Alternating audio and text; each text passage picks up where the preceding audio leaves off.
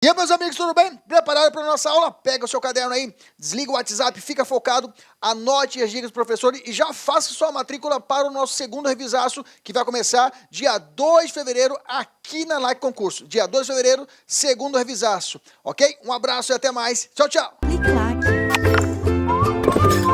Olá, senhores, boa tarde. Tá bem animado, né? Por isso que próximo sábado a minha é a primeira. Eu pensei, não dá.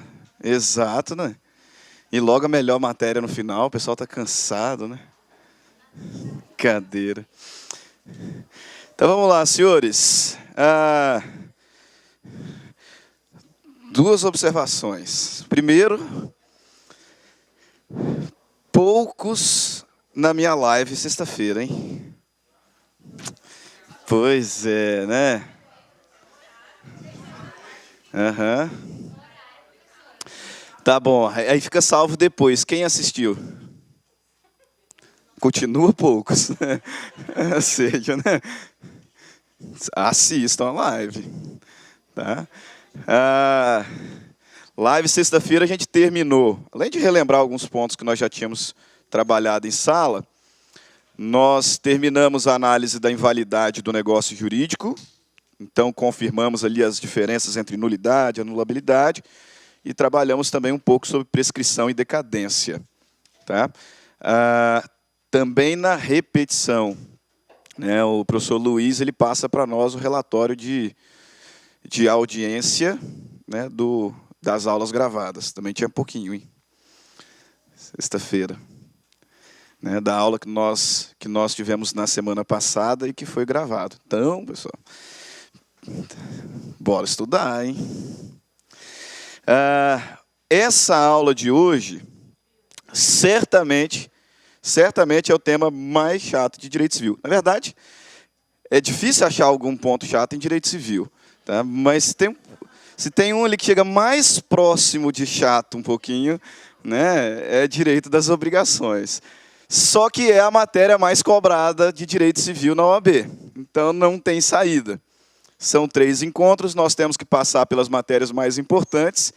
Direito das obrigações, sem dúvida alguma, é a matéria mais cobrada de direito civil nos exames da ordem.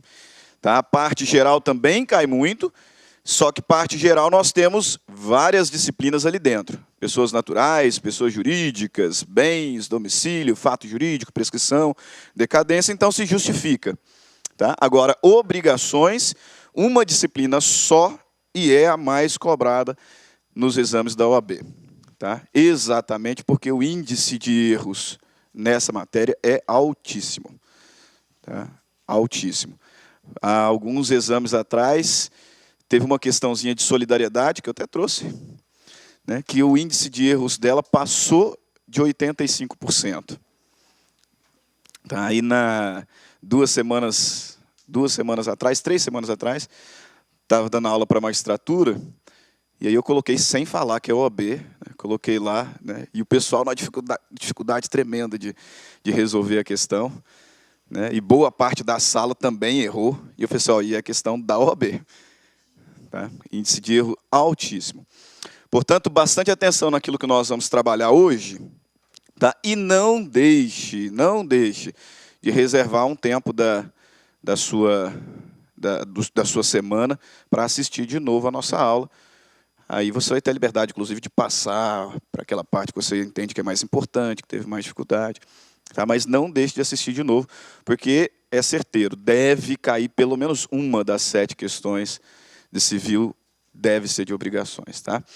Inclusive, a nossa aula vai do artigo 233 ao 285 e é leitura obrigatória. Tá? Leitura obrigatória. Direito das obrigações, quando cai letra da lei. Então, é leitura obrigatória você pegar aí do artigo 233, 285, com bastante atenção, marcando o seu código. Ok? Sem delongas, então vamos lá. Veja bem, quando nós falamos sobre direito das obrigações, primeiro ponto que nos interessa, ainda que num cursinho, é compreender o que é obrigação. Uma vez que obrigação não se confunde com dever. Entendam, A relação obrigacional, ela exige pelo menos dois sujeitos. Pelo menos dois sujeitos em polos distintos, um na posição de devedor, outro na posição de credor. E um desses sujeitos está vinculado a cumprir uma prestação pessoal econômica em favor de outra pessoa, aquele denominado credor. Por isso que duas são as grandes marcas iniciais de um vínculo obrigacional. A bilateralidade, que sempre existirá, pelo menos, e a patrimonialidade. Razão porque nós não confundimos obrigação com dever. E razão porque, majoritariamente, entendemos que o casamento não é um contrato, vez que o contrato é fonte de obrigação. Então, estabelece débito e crédito. E, ao menos do ponto de vista jurídico, né, no casamento não tem devedor e credor. Veja bem, quais são os elementos constitutivos da obrigação? Para iniciar a nossa aula. 3 elementos são básicos, 3 elementos são considerados pressupostos de existência de uma relação obrigacional. Quais sejam? Sujeitos, objeto e vínculo. Elemento subjetivo, portanto, o fato de que esta obrigação exigirá pelo menos 2 sujeitos, um no polo ativo, outro no polo passivo, um na condição de credor, outro na posição de devedor. Podem ser sujeitos da obrigação quaisquer pessoas, sejam naturais ou jurídicas, quaisquer pessoas, independentemente da capacidade. Com base no que vimos na aula passada, na verdade, o que muda o fato de ter um incapaz no polo da relação obrigacional será a necessidade de representação ou assistência. Mas quaisquer pessoas, ainda que incapazes, podem figurar em relações obrigacionais, sejam na condição de devedor ou na condição de credor. E, inclusive, entes despersonalizados também podem ser sujeitos da relação obrigacional. Com relação ao elemento objetivo, nós temos aqui a necessária presença de 2 objetos. Um chamado objeto imediato, que é a prestação, e aí compreendam, só existem 3 prestações na relação obrigacional, dar, fazer e não fazer, e o outro, o objeto imediato, que é o bem da vida. Dar o quê? Fazer o quê? Não fazer o quê? Ou seja, aquilo que realmente se espera do vínculo obrigacional. Objeto imediato, prestação. Dar, fazer, não fazer. Objeto imediato, o bem da vida. Dar o quê? Fazer o quê? Não fazer o quê? E o último elemento essencial à existência da relação obrigacional é o vínculo espiritual, ou o vínculo jurídico. E nós adotamos no nosso ordenamento jurídico a chamada teoria dualista do vínculo. Porque entendemos que numa obrigação, numa relação obrigacional, em razão da existência do vínculo, do elemento espiritual, os sujeitos se relacionarão de 2 formas. Uma em razão do débito, que é o fim imediato da relação obrigacional, débito aqui entendido como a prestação que o devedor tem que cumprir em benefício do credor, e responsabilidade. A responsabilidade compreendida como a sujeição patrimonial do devedor em face do seu credor. O devedor garante o adimplemento da obrigação em razão, ou melhor, através do seu patrimônio. Por isso, corrente dualista do vínculo.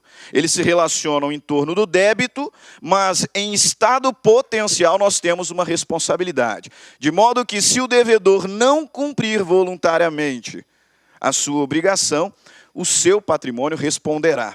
É o que nós chamamos de responsabilidade. Por isso que, inclusive, no âmbito ali da sociedade, a gente fala, vez ou outra, que se você não fizer isso, você vai responder judicialmente. Essa palavra está corretíssima, de fato. Responder, porque esta responsabilidade aqui está diretamente relacionada à exigibilidade da obrigação, ou seja, ao cumprimento coercitivo do vínculo obrigacional. Por isso, lá em responsabilidade civil, nós afirmamos que a responsabilidade é consequência do inadimplemento. No vínculo obrigacional, nós temos dois sujeitos, devedor, credor, e eles podem ser pessoas naturais, pessoas jurídicas, até mesmo entes despersonalizados. Nós temos o objeto que se divide em dois, objeto imediato, a prestação, dar, fazer e não fazer, e o objeto mediato, que é o bem da vida. E temos também a presença de um vínculo jurídico, de um elemento espiritual, que estabelece entre as partes uma relação de débito, débito este que, se não for cumprido, ensejará responsabilidade. Por que, muito embora essa primeira parte seja teórica e doutrinária, não podemos deixar de destacá-la aqui em sala? Porque, vejam bem, regra geral, todo vínculo obrigacional contará com débito, fim imediato, e a responsabilidade em estado potencial. Se o débito não for cumprido, o devedor responderá. Surge, portanto, a responsabilidade. Apesar disso, excepcionalmente, existem obrigações em que nós temos débito sem responsabilidade, e também existem obrigações em que teremos responsabilidade sem débito. Débito sem responsabilidade. Aquelas obrigações em que, de fato, o indivíduo deve o cumprimento de uma prestação. Mas, se ele não cumpri-la voluntariamente, ele não pode ser cobrado coercitivamente. Porque, vejam bem, a responsabilidade está diretamente relacionada à exigibilidade da prestação. Se o devedor não cumpre o débito voluntariamente, o credor pode cobrá-lo judicialmente. Ele responderá, portanto, judicialmente. Nessas obrigações em que excepcionalmente temos débito, mas não responsabilidade, o indivíduo é devedor. Mas se ele não cumprir voluntariamente a sua prestação, ele não pode ser cobrado judicialmente. É o que nós chamamos de obrigação natural. Daqui a pouquinho destacaremos enquanto espécie. Obrigação natural. Aquela que tem débito, mas não tem responsabilidade.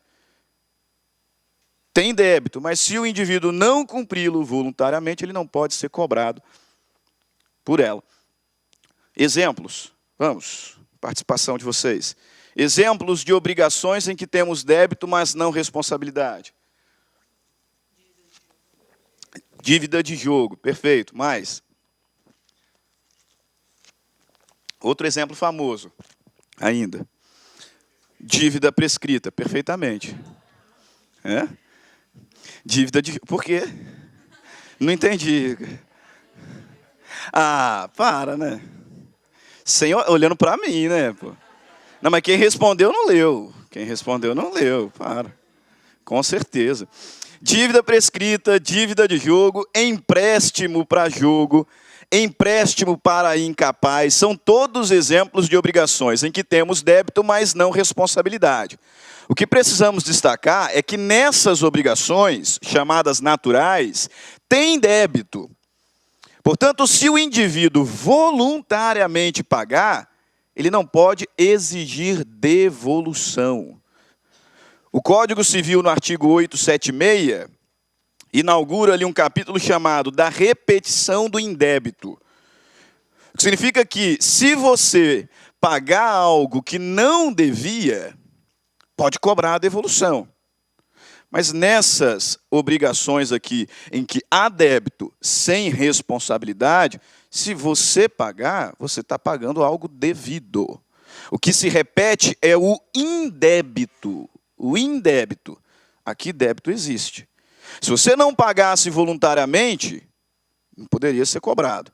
Mas pagando, você cumpriu algo que de fato devia. Por isso que o legislador no artigo 882 vai dizer: não se pode recobrar aquilo que foi pago para solver dívida prescrita.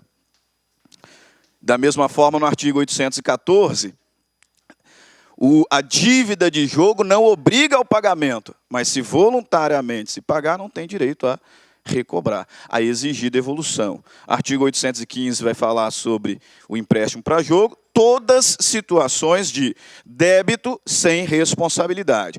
O inverso, eu disse, também acontece excepcionalmente. Responsabilidade sem débito. Naquelas situações em que o indivíduo não deve, mas pode ser cobrado. Grande exemplo, fiança. Responsabilidade sem débito. O fiador não é o devedor. O fiador não é o devedor. Ele não tem débito. Mas, se a obrigação não for voluntariamente cumprida por aquele que deve, ele, fiador, pode ser responsabilizado. Responsabilidade sem débito, portanto. Ok? Primeira parte aí que nos interessava. Com relação às fontes da obrigação, somente para destacar, nós temos como fonte imediata a própria lei e fontes mediatas 3, contratos, atos unilaterais de vontade e atos ilícitos. Por que que faço questão de destacar tais fontes? Vejam bem, esses aqui são os fenômenos jurídicos que originam vínculos obrigacionais. Contrato, ato unilateral de vontade e ato ilícito.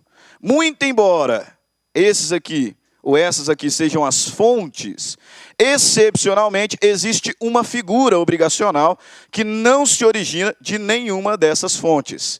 É o que nós chamamos de obrigação propter rem. E aí a nossa primeira espécie obrigacional. Tá?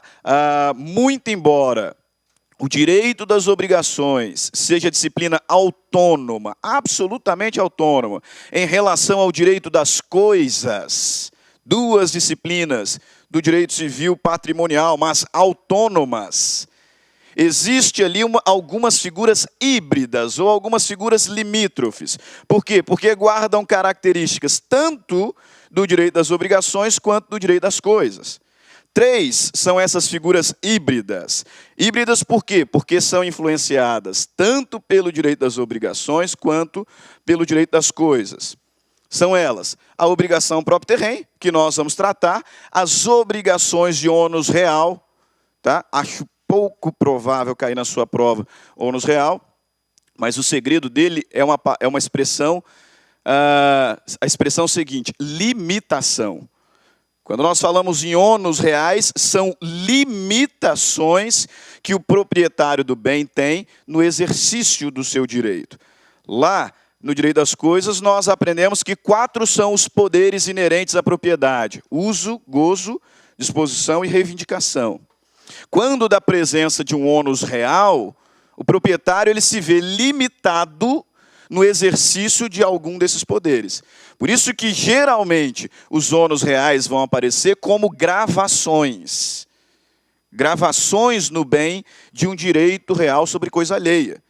Se eu sou proprietário de um bem que foi dado em usufruto, observe, eu estou limitado quanto ao uso e à fruição, que estão contra a pessoa.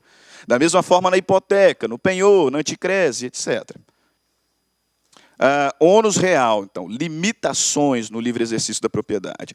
E as obrigações de eficácia real são aquelas que se originam de um contrato, de um ato ilícito, de um ato unilateral de vontade, mas são registradas na matrícula do bem, notadamente bem imóvel.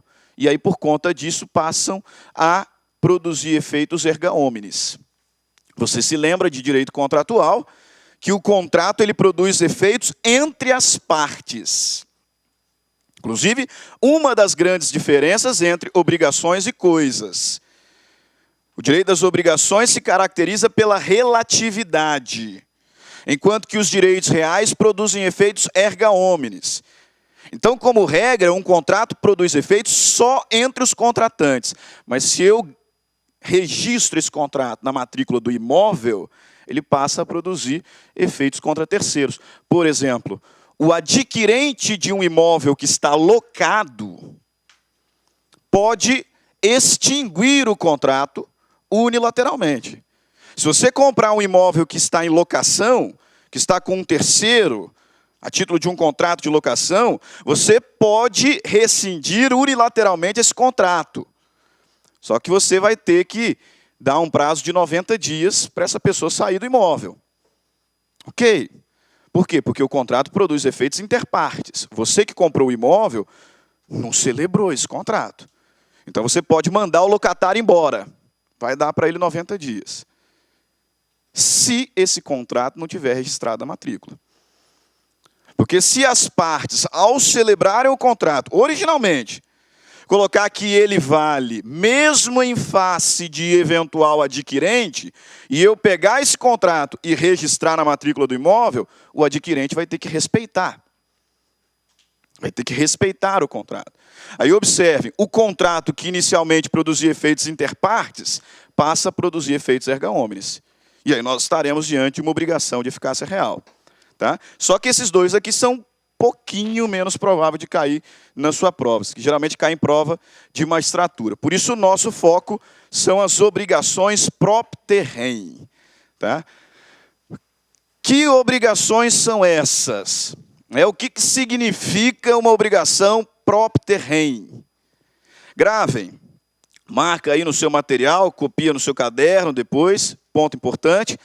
Obrigação propter rem é aquela que não se origina de nenhuma das fontes que acabamos de apresentar. As obrigações propter rem não decorrem de contrato, não decorrem de ato unilateral de vontade e muito menos de um ato ilícito. Essas obrigações aqui vinculam o titular da propriedade pelo simples fato de ser titular do direito real. Por isso que ela é uma figura limítrofe. Se eu imaginar que dentro do direito civil patrimonial, de um lado temos o direito das coisas e do outro lado o direito das obrigações, bem no meio das disciplinas, nós encontraremos as obrigações propter rem. Por quê? Porque aqui eu estou diante de um vínculo de débito e crédito, portanto, direito obrigacional, mas o indivíduo deve pelo fato de ser titular de um direito real. Por isso que, na maioria das vezes, esse tipo de obrigação é aquela que me impõe um débito pelo simples fato de ser dono de um bem. E aí, nesse contexto, exatamente, taxa condominial. Eu não fiz nenhum contrato com o meu condomínio. Eu não manifestei unilateralmente a minha vontade no sentido de ajudar com a manutenção das áreas comuns. E muito menos cometi um ato ilícito. Eu tenho que pagar a taxa condominial, por quê? Porque eu sou proprietário daquela unidade. E aí vejam, quem deve é o proprietário, não o locatário. É até possível que na celebração do contrato de locação, eu coloque ali que o locatário vai arcar com as despesas condominiais. Beleza. Só que se ele não arcar, o condomínio tem que demandar o proprietário. Se demandar o locatário, ilegitimidade passiva, extinção do feito. Por quê? Porque quem deve é o proprietário. Aí, obviamente, em razão do contrato, ele pode regredir depois contra o locatário. Mas quem deve é o proprietário pelo simples fato de ser o titular do direito real. Por isso, obrigações propter rem, aquelas que decorrem da titularidade de um direito real, como está aí no seu material.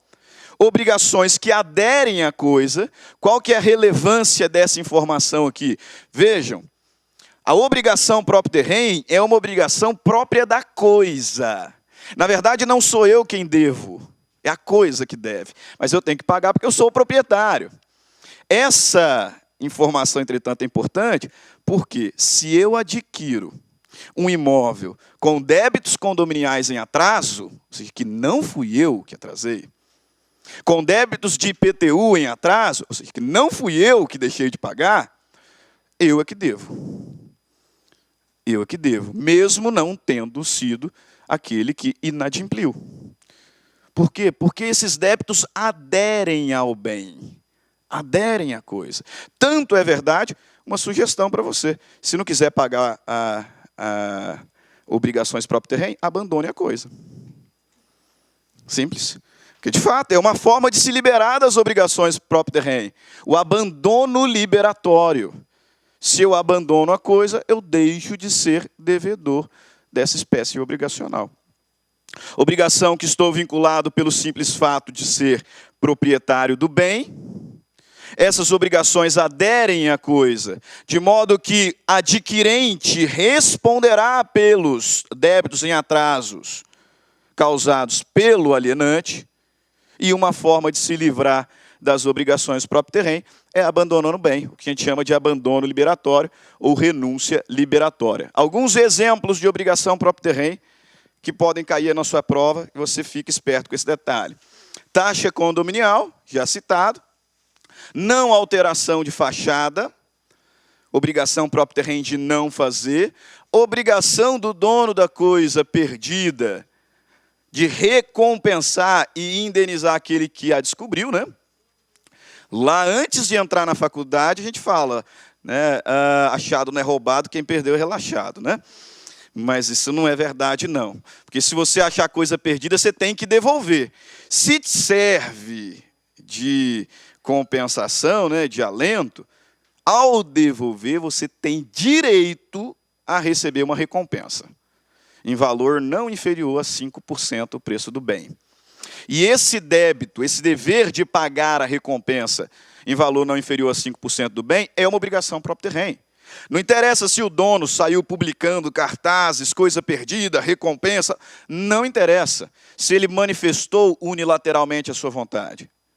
Ao encontrar coisa perdida e fazer a devolução, o proprietário, pelo fato de ser proprietário, está obrigado a me pagar a recompensa. Por força de lei, obrigação, portanto, próprio terreno. Concorrência nas despesas de construção de muros, limítrofes, demarcação de prédios e indenizações de benfeitorias, outros exemplos que nós temos, né? Aí no seu material colacionei alguns julgados referentes a condomínio, né? Chama atenção para os dois últimos, tá? Quero crer que a FGV não vai colocar a jurisprudência na sua prova, mas na última teve. Então, preciso ter cautela.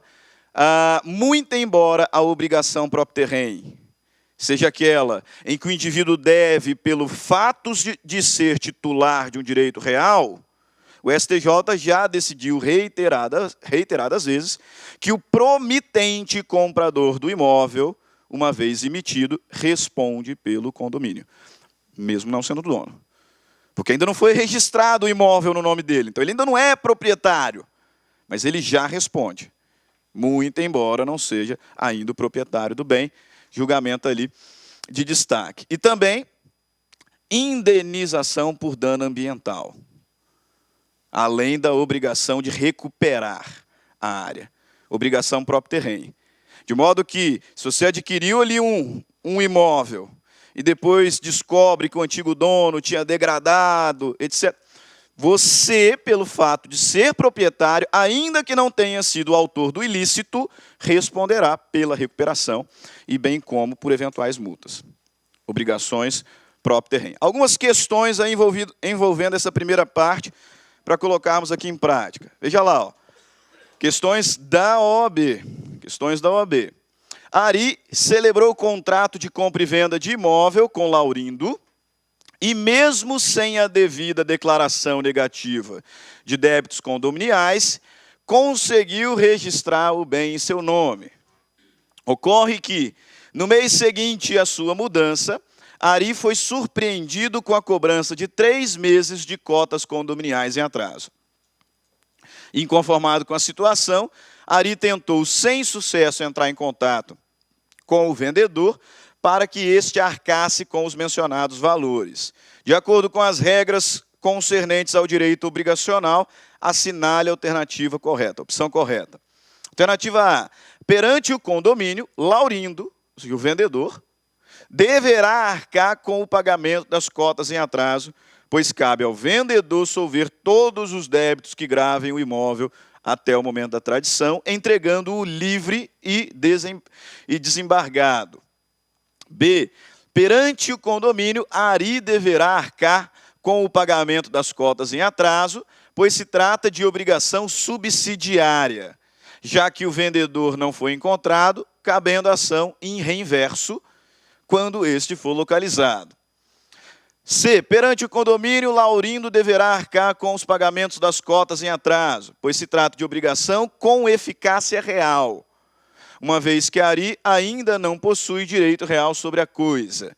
E D. Perante o condomínio, Ari deverá arcar com o pagamento das cotas em atraso, pois se trata de obrigação própria terrem, entendida como aquela que está a cargo daquele que possui o direito real sobre a coisa e comprovadamente emitido na posse do bem do imóvel adquirido. Qual que é a alternativa correta? Perfeito. Obrigação própria terrem. Tá? Ari responderá pelos débitos em atraso, porque tais débitos são da coisa e ele é o proprietário. Evidentemente que depois ele pode regredir contra o alienante, mas imediatamente ele é quem responderá. Outra questão, assinale a alternativa que contemple exclusivamente obrigação própria terrem. Também da OAB essa. A obrigação de indenizar decorrente da aluvião e aquela decorrente de avulsão. B. A hipoteca e o dever de pagar as cotas condominiais. C. O dever que tem o servidor da posse de exercer o desforço possessório e o dever de pagar as cotas condominiais. D. A obrigação que tem o proprietário de um terreno de indenizar o terceiro que de boa fé erigiu benfeitoria sobre o mesmo. Qual que é a alternativa correta?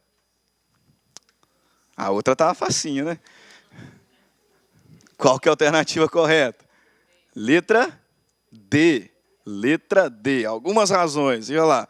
Primeiro, o que é aluvião? O que é avulsão? Tá? Matéria de direito das coisas. Tá? Alguns fizeram direito das coisas comigo. Tá? Então, devia ter respondido. Ah, não, né? Aluvião é quando aumenta a terra, o terreno de um imóvel ribeirinho ao longo do tempo, devagar, sem ser possível perceber de onde que veio. Essa questão está errada porque a aluvião não indeniza. A aluvião não indeniza. É movimento lento dos rios, imperceptível. Não tem nem como saber quem que perdeu para indenizar. E a avulsão é quando, em razão de uma força natural violenta, destaca-se uma porção de terra de um imóvel e junta-se a outro. Agora, eu sei quem perdeu. A avulsão gera indenização. E aí sim, é obrigação própria terrem. A aluvião, não. A hipoteca, pessoal, não é obrigação. A hipoteca é direito real de garantia e não obrigação. As cotas condominiais, sim. O dever que tem o servidor da posse de exercer o desforço possessório, posse não é direito real, está relacionado a isso, e obrigação também não se confunde com dever, e aí resta-nos como correta aqui a letra D. Indenização de benfeitorias é obrigação própria terrem. Você grava. Ah, professor, mas eu pago benfeitorias para aquele que tem um contrato comigo e está ali no meu imóvel. Então, não deveria ser obrigação própria terrem porque decorre de um contrato. Não, você não paga por causa do contrato. Você paga porque é proprietário. Tanto é verdade que, se for um possuidor de má fé, você também tem que pagar a indenização das benfeitorias necessárias. Então, independentemente da existência do contrato, ou existindo um contrato, se tem cláusula tratando sobre benfeitorias ou não. Benfeitorias que forem edificadas, daqui a pouco nós vamos falar quais, algumas geram dever de indenização. E o proprietário tem que pagar pelo fato de ser titular do direito real. Então, alternativa a ser marcada. Segundo a legislação civil, o adquirente do imóvel em condomínio edilício responde pelos débitos condominiais, ainda que anteriores à data da sua aquisição. Neste contexto, a referida obrigação denomina-se, aqui não tem nem como errar, né? Obrigação própria terrem ou obrigação híbrida, que é o outro nome. Perfeito. Próxima modalidade de obrigação, porque hoje é só modalidades de obrigação. Obrigação quanto à exigibilidade. Essa aqui eu vou passar em 2 tempos, porque nós falamos. Obrigação civil é aquela que o vínculo determina tanto débito quanto responsabilidade. Nós vimos que a obrigação tem devedor e credor, objeto imediato e vínculo. Obrigação civil é aquela que o vínculo é perfeito. Por isso que, inclusive, elas são chamadas de obrigações perfeitas. O vínculo é perfeito, então ele determina tanto débito quanto responsabilidade. Se você não cumprir voluntariamente, poderá ser cobrado judicialmente por elas.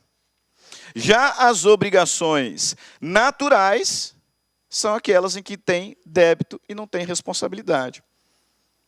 Dívida prescrita, dívida de jogo, empréstimo para incapaz. Tem débito. E, portanto, a razão de entender que tem débito é que se você pagar, já era. O pagamento da obrigação natural não autoriza repetição. Você não está obrigado a pagar porque não pode por ela ser cobrado, mas pagando quitou um débito. Não pode exigir repetição. Por isso, aqui no slide, coloco ali para vocês. Veja. Obrigação natural. O pagamento voluntariamente realizado não enseja repetição. Quais são as características dessa espécie, portanto? Primeiro, inexigibilidade do cumprimento. Se o devedor não cumprir, ele não pode ser cobrado. O inadimplemento não gera responsabilidade. Não gera responsabilidade. Faltaria ao credor interesse de agir. Segundo, consequentemente, inexistência do dever de prestar. Eu não estou obrigado a prestar. Não posso por ela ser cobrado. Mas, se pagar voluntariamente, inadmissibilidade de repetição em caso de pagamento voluntário. Tá? Os exemplos todos compartilhados aí no seu material. Artigo 814, dívida de jogo, obrigação próprio terreno. Olha lá, ó. As dívidas de jogo ou de aposta não obrigam a pagamento. Ponto e vírgula. Mas não se pode recobrar a quantia que voluntariamente se pagou. Artigo 815, também obrigação natural. Não se pode exigir reembolso do que se emprestou para jogo ou aposta. Empréstimo para jogo. Artigo 882, dívida prescrita. Não se pode repetir o que se pagou para solver dívida prescrita. Você não está obrigado a pagar, não pode ser por ela cobrada. Mas se pagar, já era. Nem seja repetição. E da mesma forma, artigo 588. O mútuo, empréstimo de bem fungível, feito à pessoa menor, sem prévia autorização daquele sob cuja guarda estiver, não pode ser reavido nem do mutuário e nem do fiador. O empréstimo feito para incapaz não pode ser cobrado nem do mutuário, que é o incapaz, e ainda que ele tenha fiador. Isso aqui já caiu na OAB uma vez, uma questão, acho que eu nem coloquei no material de vocês, mas de um sujeito que tinha emprestado um dinheiro para uma criança para comprar material esportivo para o time do bairro. Era desse jeito o exemplo. E eu não sei como essa criança até arrumou um fiador para o empréstimo. Tinha fiador o contrato. E aí ela não pagou. E o questionamento da OAB é se poderia ser demandada. Ela, a criança, ou, se por ser incapaz não teria como, se o fiador poderia ser cobrado. Nenhum, nem outro. Porque a obrigação é natural. Nenhum nem outro pode ser cobrado. Mas, se pagar voluntariamente, não possibilita repetição. Veja lá, algumas questões de outros concursos. É válido e irrecobrável o pagamento espontâneo, feito por maior de idade, para cumprir obrigação de dívidas inexigíveis, como as prescritas ou a de jogo. Certo ou errado?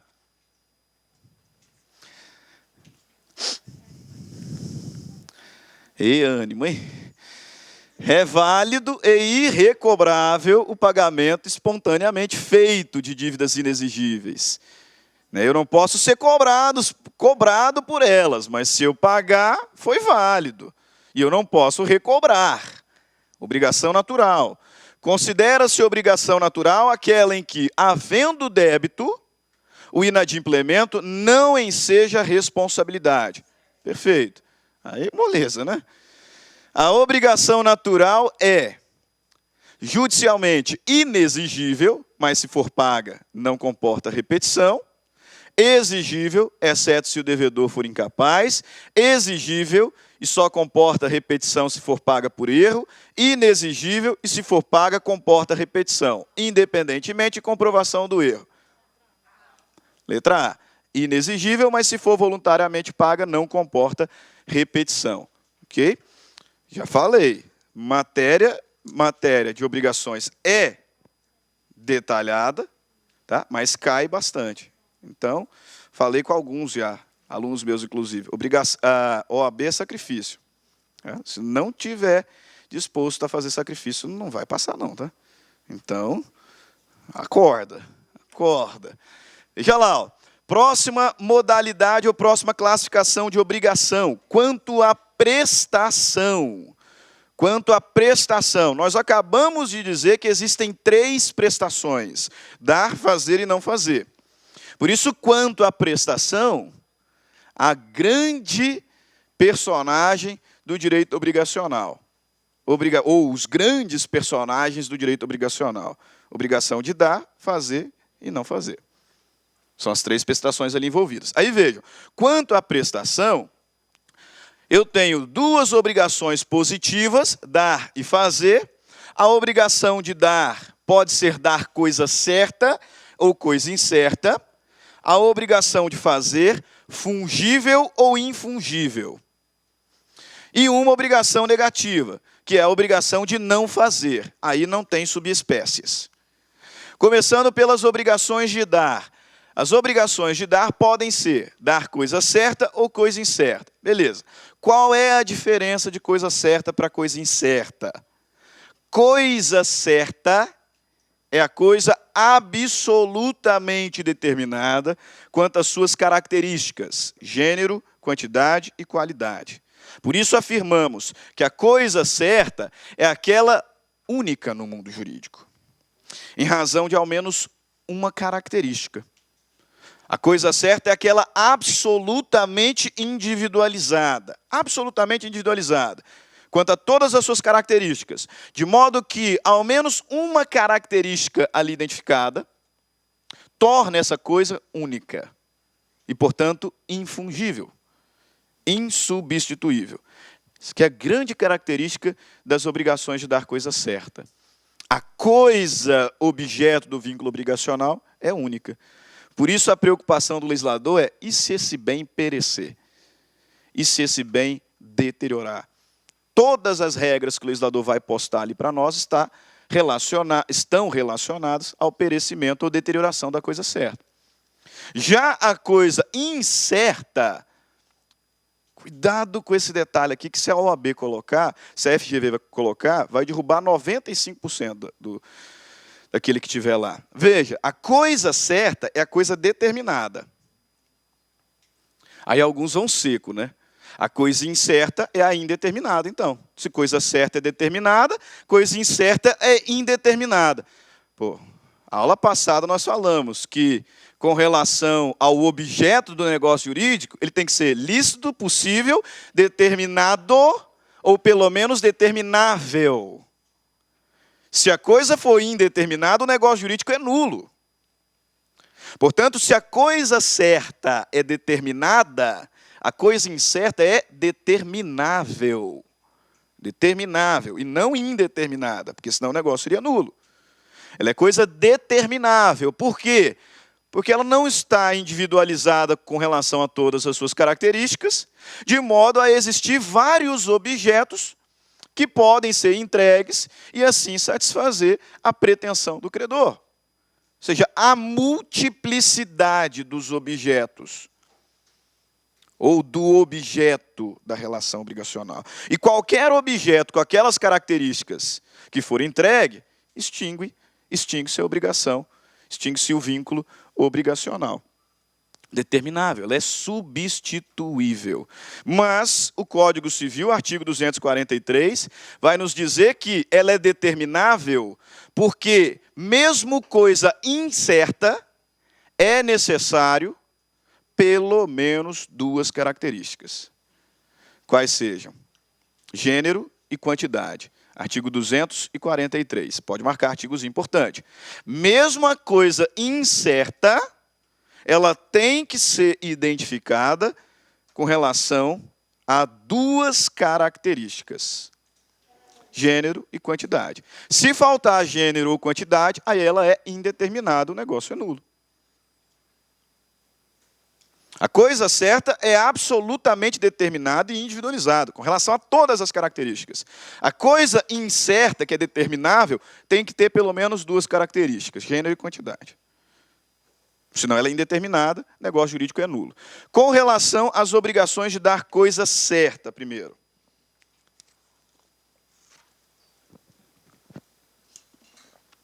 Com relação às obrigações de dar coisa certa.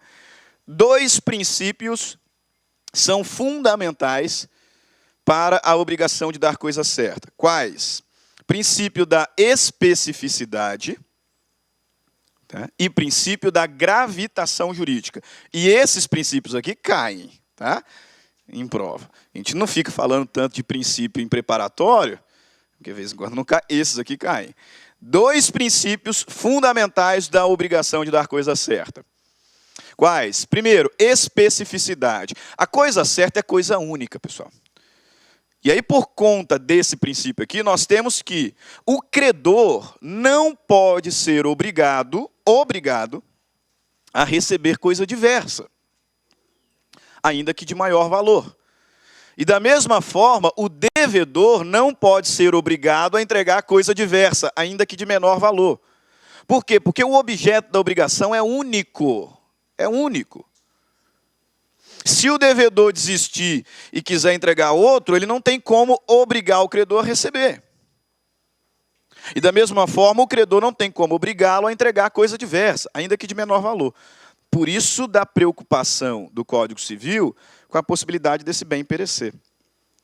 Porque se a coisa certa perecer ou deteriorar, ainda que isso tenha decorrido de culpa do devedor, ele não pode ser obrigado a entregar outra coisa. E ele não pode obrigar o credor a receber outra coisa, por conta do princípio da especificidade. Só um objeto é capaz de satisfazer a pretensão do credor.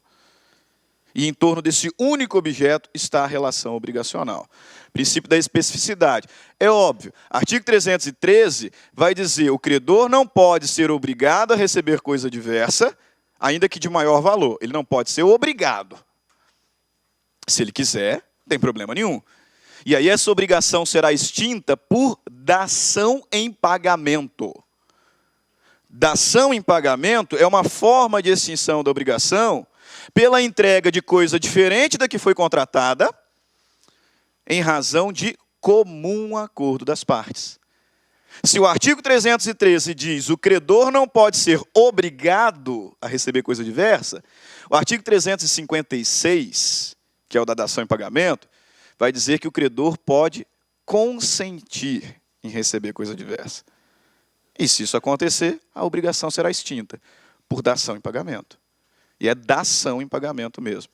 Tá? Teve um cursinho que uma aluna, antes de eu chegar ali, falou: professor, acho que o senhor cometeu um errinho de digitação, ficou faltando um O ali, ó, né? Doação em pagamento. Eu falei: não é doação, é dação mesmo. Porque vem de dar, é obrigação de dar coisa diversa da que foi contratada. Por quê? Porque a outra parte assim aceitou. Segundo princípio basilar, princípio da gravitação jurídica, ou o princípio da acessoriedade. Esse aqui pode cair tanto como obrigações, quanto como parte geral. Tá? Tanto em obrigações, quanto parte geral. Problema nenhum. Pelo princípio da acessoriedade, ou pelo princípio da gravitação jurídica, o negócio jurídico que envolve o bem principal abrange os seus acessórios, ainda que não mencionados. Artigo 233 do Código Civil vai nos trazer a tipificação desse artigo. O negócio jurídico que envolve a alienação de um bem principal abrange os seus acessórios, embora não mencionados. Então, quando fui comprar o carro usado para ser coisa certa, né?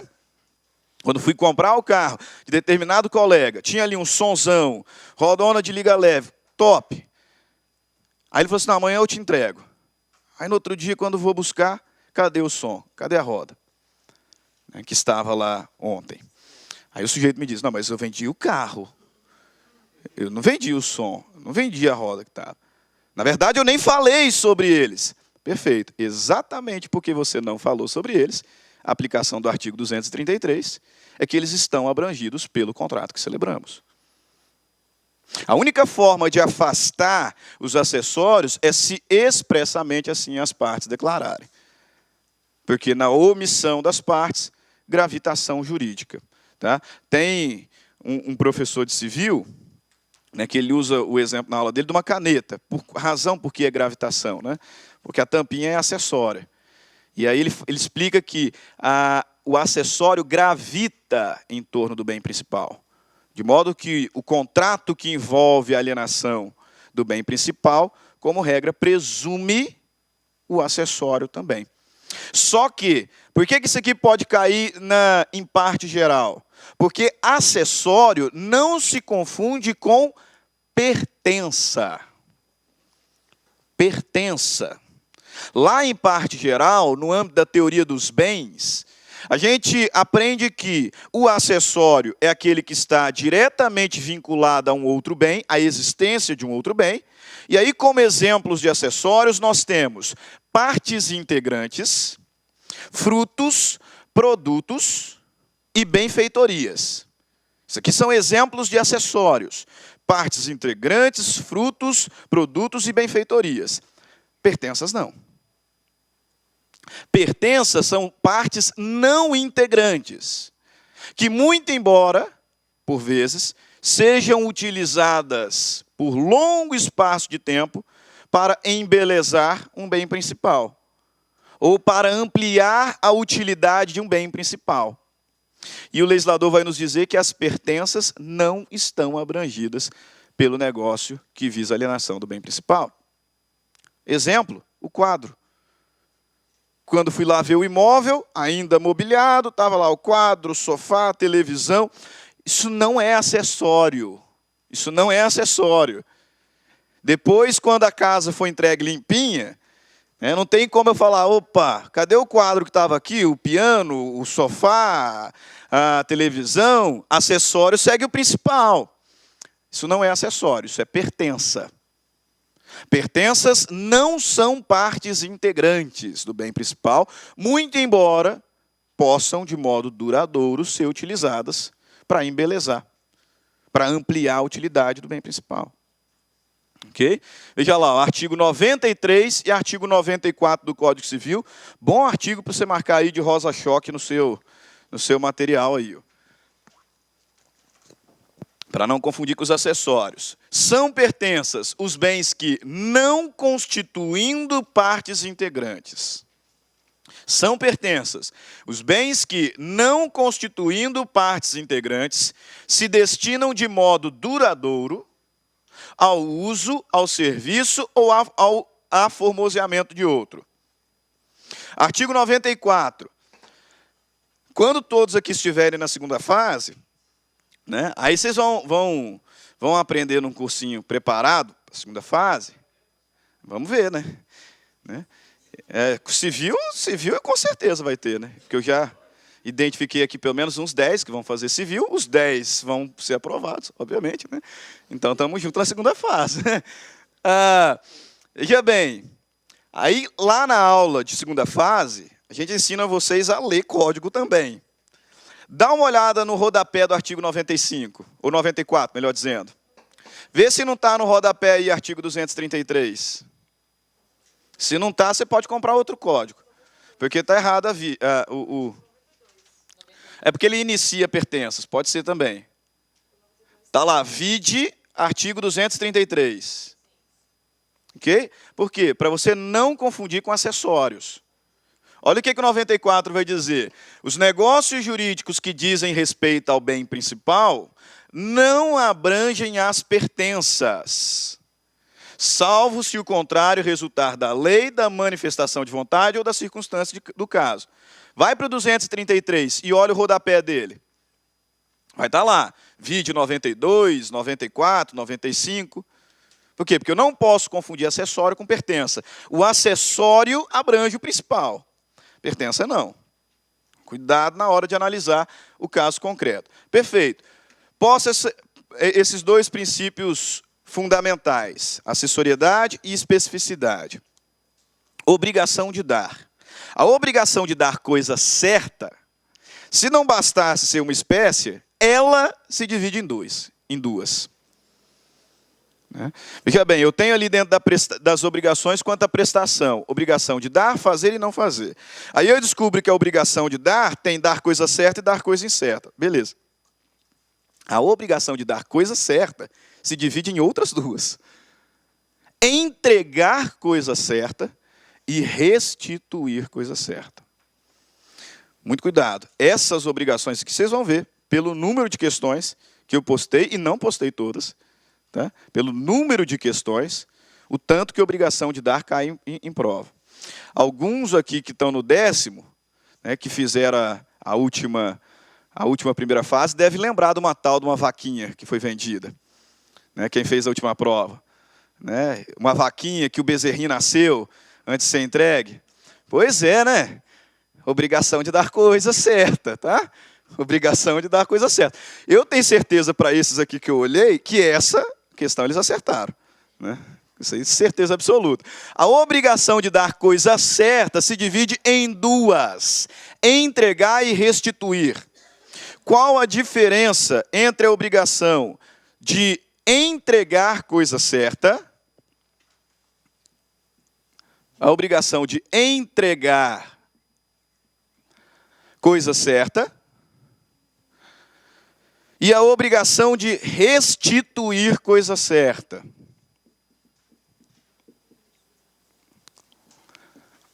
Qual que é a diferença entre elas? Na obrigação de entregar coisa certa, o devedor é o dono do bem. Na obrigação de entregar coisa certa, o devedor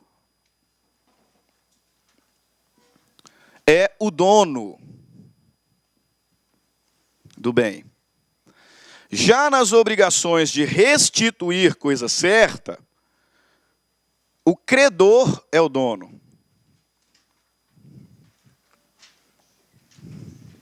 O que isso muda? Muita coisa. Porque a coisa certa é coisa única, né? Pelo princípio da especificidade, o credor não pode ser obrigado a receber coisa diversa, e nem o devedor obrigado a entregar coisa diversa.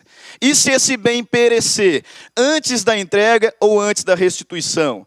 Eu vou aplicar um princípio, ele enquanto brocardo não deve cair, mas a essência dele com certeza, que regula todas as regras das obrigações de dar coisa certa.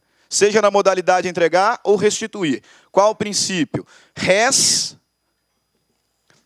perit, domino. Que significa a coisa perece para o dono. Por isso que eu preciso saber quem é o dono. Porque se eventualmente o bem perecer antes da entrega ou antes da restituição, como regra, o credor, ou melhor, o proprietário, é que vai suportar o prejuízo da perda. O legislador traz ali diversos artigos falando sobre o perecimento, deterioração, melhoramento do bem. Pois bem, o dono é que suportará os prejuízos, bem como se aproveitará dos melhoramentos, em regra. Okay? Aí veja bem, primeira preocupação que o legislador tem aqui. Na obrigação de entregar coisa certa. Grava, o devedor é o dono. Qual é a consequência da coisa certa perecer sem culpa antes da tradição, antes da entrega? Se perecer sem culpa e não tiver acordo entre as partes, a consequência será resolução.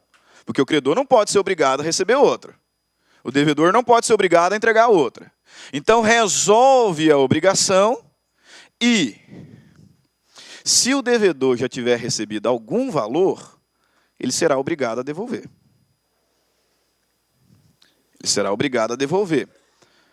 Por quê? Porque a coisa ainda não tinha sido entregue, ele ainda era o proprietário, e por conta desse princípio, ele é que tem que suportar a perda. Então, se estou vendendo um carro que é coisa certa, por ele já recebi 50 mil reais, fiquei de entregar no outro dia para dar aquela limpeza nele, e aí nesta noite o carro é roubado. Como eu ainda não tinha entregue, ele ainda era meu. A coisa perece para o dono. Vou ter que devolver os 50 mil. Vou ficar sem 50 mil e vou ficar sem carro. A coisa perece para o dono. Se a coisa pereceu por culpa, não muda muita coisa, não. Só inclui eventuais perdas e danos, que é a sequência do artigo 234. Se a coisa certa perecer por culpa, resolve-se a obrigação, devolve eventual valor adiantado, mais perdas e danos se houver. Estou vendendo o meu carro para a Brenda, que vai utilizá-lo como Uber. A partir de amanhã, né, ela vai ganhar a vida com Uber. E aí, antes de entregar o carro, por minha culpa, ele perece. Além de devolver os 50 mil que ela já tinha pago, ficar sem o carro, eu ainda vou ter que pagar lucro cessante. Ainda vou ter que arcar com perdas e danos. Porque por minha culpa o bem pereceu. Mas, e se esse bem não perecer? E sim deteriorar? Veja, quando a coisa deteriora, ela ainda existe. Ela ainda existe. Aí cuidado com esse detalhe aqui, porque se a coisa ainda existe, o credor pode aceitá-la. Eu não vou obrigatoriamente resolver esse contrato. Então, cuidado na hora de fazer a sua prova e perceber que tem obrigação, porque direito das obrigações derruba muita gente. Tem muito detalhe. Você primeiro tem que observar se essa obrigação é de entregar ou restituir, se o objeto for coisa, né? E segundo, não deixe de identificar se a coisa pereceu ou se ela deteriorou. Porque se ela pereceu, não existe mais. Aí não tem saída. Se a obrigação for de entregar, resolve a obrigação, devolvo eventual valor adiantado. E se foi por culpa, mais perdas e danos. Agora, se a coisa deteriorou, ela ainda existe. E aí o legislador vai nos dizer que, tendo a coisa deteriorado, o credor escolherá resolver a obrigação, me devolve o que eu paguei, ou aceitar a coisa, tal qual se acha, com abatimento no preço. Devolve só o proporcional. Então aí tem duas opções, e quem escolhe é o credor. O devedor não tem como obrigá-lo a receber o bem com abatimento no preço, nem obrigá-lo a resolver a obrigação. Não, o credor escolhe se aceita a coisa com abatimento no preço ou se resolve a obrigação. Bruno, mas a deterioração foi com culpa. Inclui perdas e danos, ponto. O credor escolhe se resolve a obrigação, mais perdas e danos, ou se aceita a coisa com abatimento no preço, mais perdas e danos. Não tem erro. Aí a questão da vaquinha, que era muito mais fácil do que está do que tá na lei propriamente dito, né? Porque veja bem, o mesmo legislador que considera a possibilidade do bem perecer ou deteriorar, considera a possibilidade dele melhorar antes de ser entregue. E se a coisa perece para o dono, ela também melhora para o dono. Obviamente que esse melhoramento não pode decorrer de ato praticado pelo devedor, né? Porque senão aí ele está de má fé. Se o melhoramento decorrer de fato alheio à vontade do devedor, o melhoramento também tem que beneficiá-lo. E aí de que forma que o legislador o beneficia? Dá ao devedor a possibilidade de exigir aumento no preço, mesmo que nós já tenhamos contratado. Veja bem, o contrato já celebrado não pode, como regra, ser alterado unilateralmente. Famoso princípio da pacta sunt servanda, obrigatoriedade. Se nós ajustamos aqui um preço, estou vendendo a égua campeã, porque aqui vai aparecer animal, tá? Tem jeito, qualquer doutrinador que você pegar vai ser animal e fêmea. Por quê? Porque o exemplo é sempre ela prenha. Por isso que eu falei, estava mais fácil na OAB, porque nasceu antes. Mas ela ficou prenha. Vendi ali minha égua campeã, para a Brenda por 100 mil reais, E antes de entregar, por alguma razão, ela ficou prenha. Alheio à minha vontade. Ficou prenha. Isso é melhoramento, não é acessório não, tá, pessoal? Teve aluno meu falando assim, professor, vai junto, porque o acessório segue o principal. Não, não é acessório, não.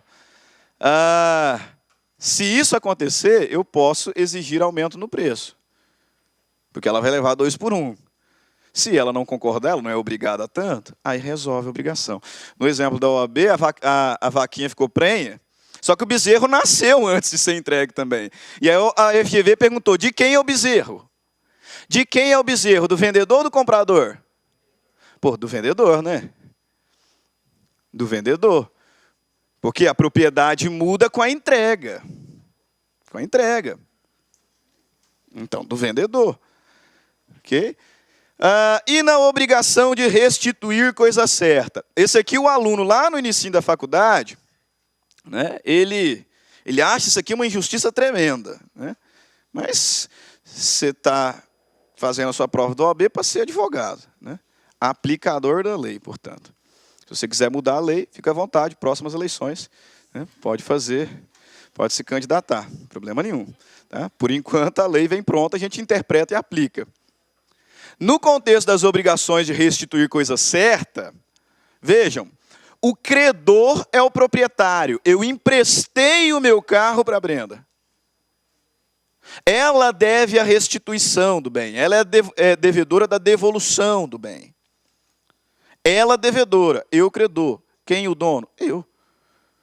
No momento em que eu emprestei o carro para ela, ela não passou a ser proprietária dele. Ela só tem posse do bem. Eu, que sou o credor da restituição, que sou o proprietário. Aí o legislador fala o seguinte, o que vai acontecer se a coisa certa, antes da devolução, perecer sem culpa do devedor? A Brenda estava lá com o meu carro, guardou ele direitinho, mas antes de devolver ele foi roubado. Ela tem que me indenizar? Com convicção, fala, não, não. Por quê? Porque a coisa perece para o dono. A coisa perece para o dono. Quer uma dica? Não empresta. Ponto. Né? Não empresta. Porque senão você vai assumir o risco, você continua dono. Se o bem perecer com o devedor da restituição, sem culpa dele, suportará o credor a perda sem direito à indenização. Porque a coisa perece para o dono. Agora, se houve culpa, aí, obviamente, o devedor vai ter que indenizar, né? Afinal, se não pelo Código Civil no direito das obrigações, porque ele cometeu um ato ilícito. Ação que me causou dano e tem nexo causal. Então ele já teria que me indenizar. O que o legislador vai me dizer é o seguinte, se na obrigação de restituir coisa certa, a coisa perecer sem culpa do devedor, suportará o credor a perda sem direito à indenização, porque ele é o dono. Se a coisa certa perecer por culpa do devedor, obviamente ele vai ter que indenizar. Veja lá o texto da lei. Se a coisa se perder por culpa do devedor, responderá este pelo equivalente, mais perdas e danos. Tá? Não esqueça da perdas e danos, não. Além de me pagar o valor do carro, né, como eu sou Uber e amanhã eu não vou ganhar dinheiro por conta dela, vai me pagar também os lucros cessantes. Então, perdas e danos porque houve culpa. Se deteriorar sem culpa, o credor vai ser obrigado a receber o bem deteriorado sem indenização. Né? Alguém bateu no carro que estava com ela, não teve culpa nenhuma. Eu vou ser obrigado a receber o bem tal qual se acha. Porque a coisa perece para o dono. Né? A Ana está ali, não deixa mentir, que o Thiago vai lá para casa assistir NBA. Eu sempre gostei de NBA. Por razões óbvias, nunca joguei. Né? Basquete. Mas sempre gostei. Teve uma vez que meu pai foi para o Canadá e me trouxe uma bola do Toronto. Né? Original, aquela coisa. E aí, naquela mania de criança para fazer figa nos amigos na escola, eu levei a minha bola para lá. Né? E aí, jogando, sem malícia nenhuma, jogando, um colega meu arremessou a bola, bateu bem na quininha e ela furou. né? Bem na quininha da tabela de escola, e furou. Eu, por razões também óbvias, era o único baixinho dali, não briguei, né? Por isso, porque senão eu ia apanhar, certamente. Mas já sabia, não briguei porque eu já sabia, porque se a coisa deteriorar sem culpa, né, eu não tenho direito à indenização, né? E não teve culpa. Então, por isso, né? Agora, se a coisa deteriorar com culpa, isso aqui, pessoal, como a FGV, vez em quando, tem aprontado, colocando jurisprudência, colocando enunciado, não é comum, mas vez em quando apronta, essa aqui tem um cuidado muito grande, se a coisa deteriorar com culpa. Por quê? Porque o Código Civil, ele vai... Opa, voltei, né? Deteriorar com culpa. O Código Civil, no artigo 240, parte final, ele vai dizer: se por culpa do devedor, observar-se-á o disposto no artigo 239. Eu não sei qual foi o motivo da preguiça do legislador de criar uma regra aqui, né? Porque ele criou regra para perecimento sem culpa, perecimento com culpa, deterioração sem culpa, estava no fim do expediente, não, aplica o do artigo anterior, 239. Não tem como. Se na obrigação de restituir coisa certa, na sua prova, cair deteriorar com culpa, cuidado, não tem como aplicar o 239, tal qual o legislador diz. Porque o 239 está falando sobre perecimento. Perecimento. O enunciado 15 do CJF, veja bem, enunciado 15 foi da primeira jornada. A primeira jornada aconteceu em 2002, antes do código entrar em vigor. Já estava aprovado, mas não tinha entrado em vigor ainda. Perceberam que tinha um erro ali grave. Resolveram corrigir. Enunciado 15, o legislador vai dizer que, na verdade, não se aplica o 239, aplica-se o 236. 236, que é a deterioração por culpa na obrigação de entregar. O legislador vai dizer o quê? Se a coisa deteriorar por culpa do devedor, o credor pode aceitá-la, com abatimento no preço, mais perdas e danos, ou exigir o equivalente, mais perdas e danos. Tá? Não teria como ser diferente. O 239, que é a sugestão do legislador, diz que se a coisa perecer por culpa, o credor pode exigir o equivalente, mais perdas e danos. Como a Brenda não tem muita destreza ao dirigir, por culpa dela, ela bateu meu carro, quebrou o farol. Eu vou exigir o preço do carro todo, mais perdas e danos? Não faria sentido nenhum. Não tem como aplicar o 239. Eu vou aceitar e pegar a indenização. Agora, se a avaria foi grande, aí eu tenho a opção de rejeitar e exigir o equivalente mais perdas e danos. Então, aplique-se o 236. Quanto ao melhoramento, o legislador vai nos trazer duas regrinhas importantes.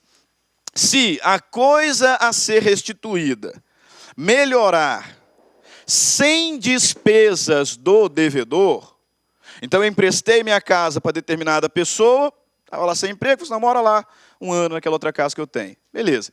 E aí, sem despesas dele, melhorou. Por quê? Porque a prefeitura foi lá, passou asfalto, né, fez saneamento básico, etc., valorizou.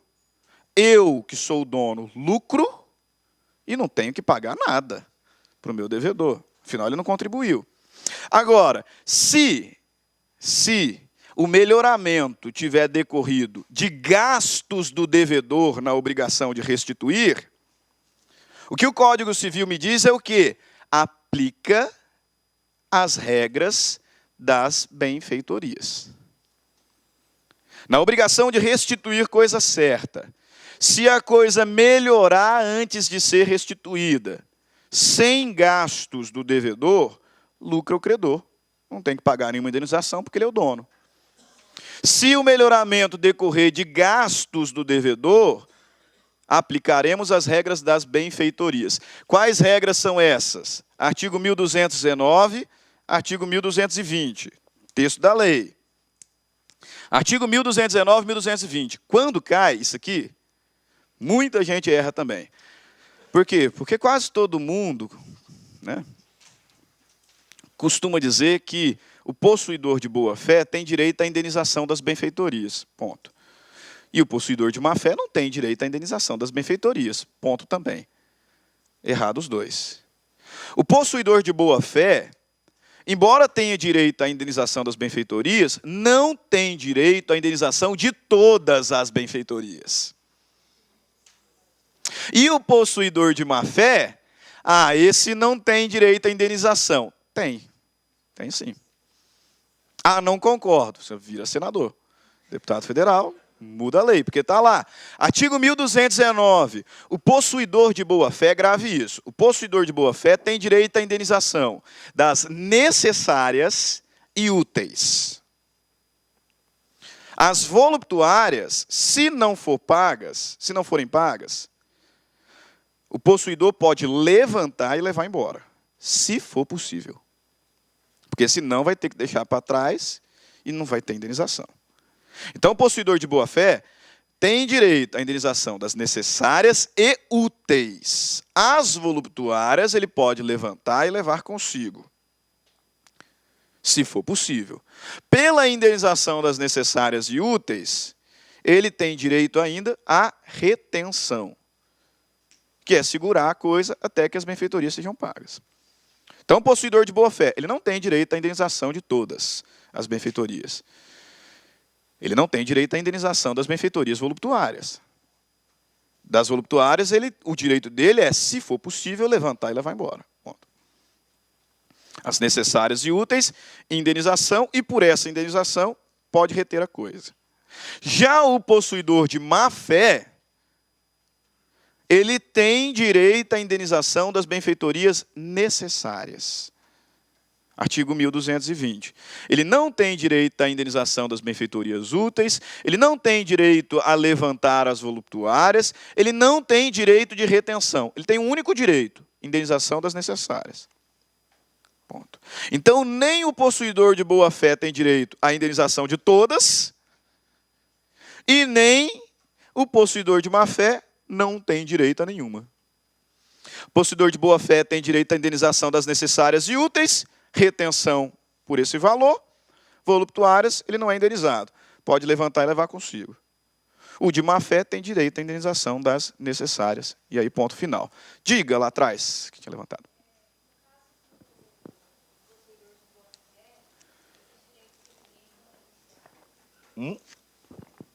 No contrato de locação. Tá? Se isso aqui cair como direito das obrigações, provavelmente não vai citar o contrato de locação. Mas até pela observação da colega, no contrato de locação, a gente não aplica o 1219 e 1220. Por quê? Porque lei especial revoga a lei geral. E o contrato de locação é regido pela lei do inquilinato. A lei do inquilinato admite no contrato, se não for de adesão, no contrato, a renúncia das benfeitorias úteis. De que forma? Benfeitoria útil eu só posso fazer se o locador autorizar. Se o locatário fizer benfeitorias úteis sem autorização do locador, não terei direito à indenização, mesmo sendo possuidor de boa-fé. Tá? Então, no âmbito do contrato de locação, admite-se cláusula de renúncia. Cláusula de renúncia. Mas o STJ já disse várias vezes, não tem como renunciar às necessárias. Por uma razão muito óbvia, até o possuidor de má-fé é indenizado das necessárias. Né? Então, na locação, eu posso renunciar ao direito à indenização das úteis. Ok? Perfeito? Ok. E a obrigação de dar coisa incerta.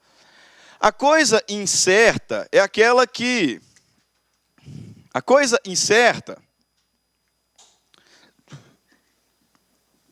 é aquela que é determinável. E, portanto, ela não é única. E não sendo única, a gente não aplica esse princípio aqui, ó. Res perit domino. A gente aplica um outro princípio, não vai cair no latim para você, mas você vai lembrar. Genus nunquam perit. Gênero não perece. O que o legislador vai me dizer sobre a coisa incerta, que é aquela indicada pelo menos quanto ao gênero e quantidade, então tem várias, e o direito de ir lá no estoque buscar que vai te entregar é do devedor, né? Então o devedor é que vai escolher dentre as várias qual que vai entregar. A coisa incerta antes da escolha não autoriza o devedor a alegar perda ou deterioração, mesmo que decorrente de caso fortuito ou força maior. Por quê? Porque gênero não perece. Aquilo que seria entregue, né, o carro, fui lá comprar um carro zero, coisa incerta, porque ninguém compra o carro por conta do número do chassi, que já está lá. Né? Então já tem ali uma característica que o individualiza. Mas você não compra por conta daquilo. Você leva as características do carro que você quer, e, a priori, qualquer um daquela marca, modelo, cor, etc., que te entregar, satisfaz sua pretensão. Então, ela é incerta. Aí teve um roubo, né, um arrastão, levaram todos os carros daquela cor, modelo, né, e características que estavam na garagem da concessionária. Aí o gerente vem e fala assim, ó, toma o seu dinheiro de volta, nosso contrato acaba aqui. Não, senhor. Não, senhor. Gênero não perece. Mesmo que decorrendo de caso fortuito ou força maior, o devedor não pode alegar perda ou deterioração da coisa incerta para se eximir de entregá-la. Tem em outro lugar do país, em outra concessionária, tem o carro que eu quero, então manda buscar. Manda buscar. Qualquer carro com aquelas características que me foi entregue satisfaz minha pretensão. A coisa incerta não perece, portanto, entrega outro. Mesmo que decorrente de caso fortuito ou força maior. Veja lá, ó, obrigação de dar coisa certa e incerta. Cai demais, cai demais. Antônio, vendedor, celebrou o contrato de compra e venda com o Joaquim, comprador, no dia 1º de setembro de 2016, cujo objeto era um carro da marca X no valor de R$20 mil. Veja bem, tá? Antônio não é fornecedor de carros. Tá? O carro da marca X que ele vendeu por R$20 mil, pela leitura dá para saber que é coisa certa. Coisa certa. Olha lá, Antônio, vendedor, celebrou contrato de compra e venda com Joaquim, comprador, no dia 1º de setembro de 2016. Cujo objeto era um carro da marca X, no valor de R$20 mil, sendo o pagamento efetuado à vista, na data da assinatura do contrato. Ficou estabelecido ainda que a entrega do bem seria feita em 30 dias depois, em 1º de outubro de 2016, na cidade do Rio de Janeiro, domicílio do vendedor. Contudo, dia 25 de setembro, uma chuva torrencial inundou diversos bairros da cidade, e o carro foi destruído pela enchente com perda total. Okay? Perda total. Fato alheio à vontade do devedor. Perda do carro. Sem culpa. Considerando a descrição dos fatos, Joaquim, alternativa A, não faz jus à devolução do pagamento de R$20 mil. B, terá direito à devolução de 50% do valor, tendo em vista que Antônio, vendedor, não teve culpa. Terá direito à devolução de 50% do valor, tendo em vista que Antônio, vendedor, teve culpa. D, terá direito à devolução de 100% do valor, pois ainda não havia ocorrido a tradição no momento do perecimento do bem. Qual que é a alternativa correta? Como é que erra isso aqui em prova? E como é que tem coragem de falar que direito das obrigações é difícil? É, né? Maria celebrou o contrato de compra e venda. Maria celebrou o contrato de compra e venda do carro da marca X com Pedro, pagando um sinal de R$10 mil. No dia da entrega do veículo, a garagem de Pedro foi invadida por bandidos que furtaram o referido carro, sem culpa. A respeito da situação narrada, assinale a alternativa correta. Haverá resolução do contrato pela falta superveniente do objeto, sendo restituído o valor já pago por Maria. B, não haverá resolução do contrato, pois Pedro pode alegar caso fortuito. C, Maria poderá exigir a entrega de outro carro. D, Pedro poderá entregar outro veículo no valor do automóvel furtado. Ponto. Qual a alternativa correta? A. Como é que erra? Princípio da especificidade. Maria não pode exigir outro carro. Coisa certa. Princípio da especificidade, artigo 313. Pedro não pode entregar outro veículo. Sem concordância dela, não. Princípio da especificidade. Né? E não haverá resolução? Não tem mais objeto. Resolve o contrato. Próximo. João prometeu transferir a propriedade de uma coisa certa, mas antes disso, sem culpa sua, o bem foi deteriorado. Segundo o Código Civil, ao caso de João, aplica-se o seguinte regime jurídico. João prometeu transferir a propriedade de uma coisa certa. Então é entrega. Ele era o dono e se comprometeu a transferir a propriedade. Entrega de coisa certa. Antes disso, olha o erro que alguns cometem. Por isso que eu falei, atenção na hora de fazer a prova. Está cansado? Depois da prova você descansa. Tá? Você pode dormir. Antes da prova não, né? Principalmente civil. Tá? Na hora da prova, na hora que você estiver fazendo questão de penal, até dá para dar uma pescadinha e tal. Porque é muito fácil, né? Civil não. Veja lá, ó, deteriorado. O bem foi deteriorado. Ele não pereceu. Deteriorou. Sinale a alternativa correta. A obrigação fica resolvida com a devolução de valores eventualmente pagos. Ponto. B. A obrigação subsiste com a entrega da coisa no estado em que se encontra. Ponto. A obrigação subsiste com a entrega da coisa no estado em que se encontra e abatimento do preço proporcional à deterioração. Ponto. D. A obrigação poderá ser resolvida com devolução dos valores eventualmente pagos ou subsistir com a entrega da coisa no estado em que se encontra e abatimento no preço proporcional à deterioração, cabendo ao credor a escolha de uma dentre as duas alternativas. Letra D. Deterioração. O credor escolhe. Quer receber a coisa com abatimento no preço ou quer resolver? Ele escolhe. Deterioração. Também da OAB. Ó. Tudo OAB. Tudo OAB.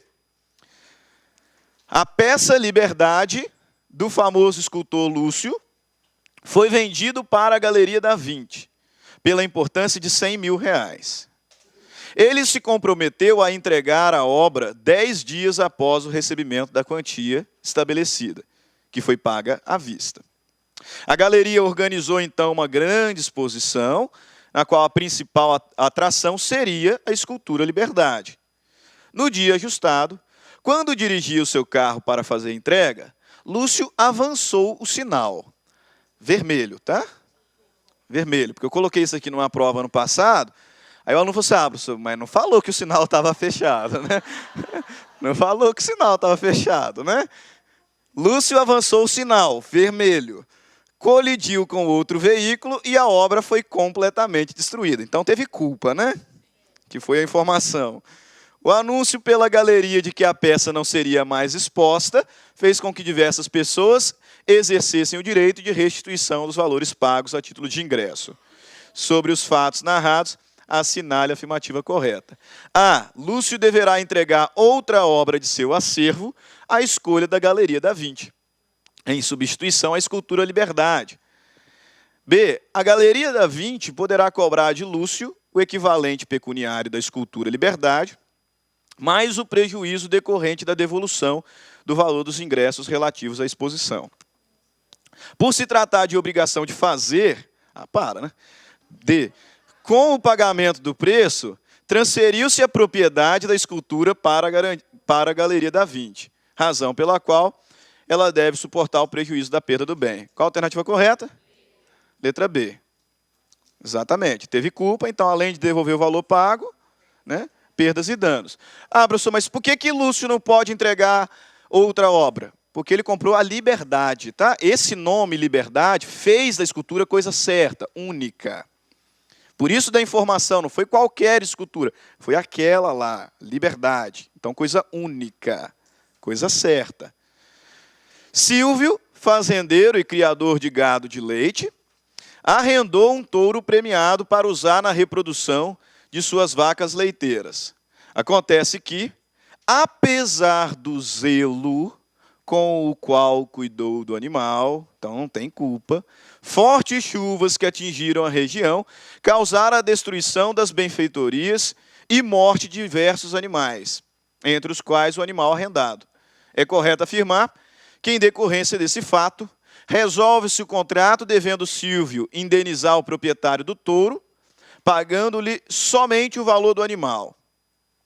B. Resolve-se o contrato, devendo Silvio indenizar o proprietário do touro, pagando-lhe o correspondente ao valor do animal e os lucros cessantes. C. Mantém-se o contrato, devendo o proprietário providenciar a reposição do animal arrendado às suas expensas. D. Resolve-se o contrato, arcando o proprietário com o prejuízo decorrente da perda do touro. D. Tá? Aqui é restituição de coisa certa. Ele estava com o animal em arrendamento, teria que devolver. Sem culpa dele, o animal morreu. Então, o proprietário, que é o credor, vai ficar com o prejuízo. Constitui a obrigação de fazer materialmente infungível. Fazer é simplesinho, você vai ler, por isso que eu já fui direto para ela. Tá? Obrigação de fazer materialmente infungível. É aquela que o devedor não pode ser substituído por outro.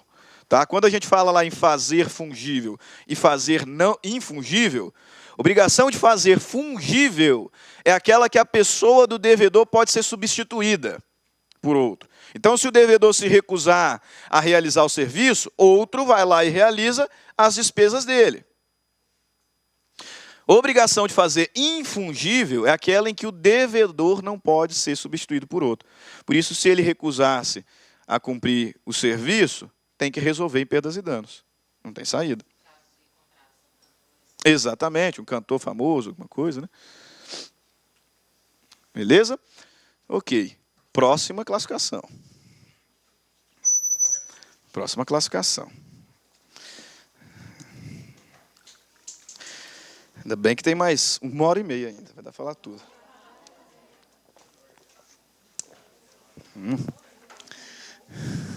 Ah,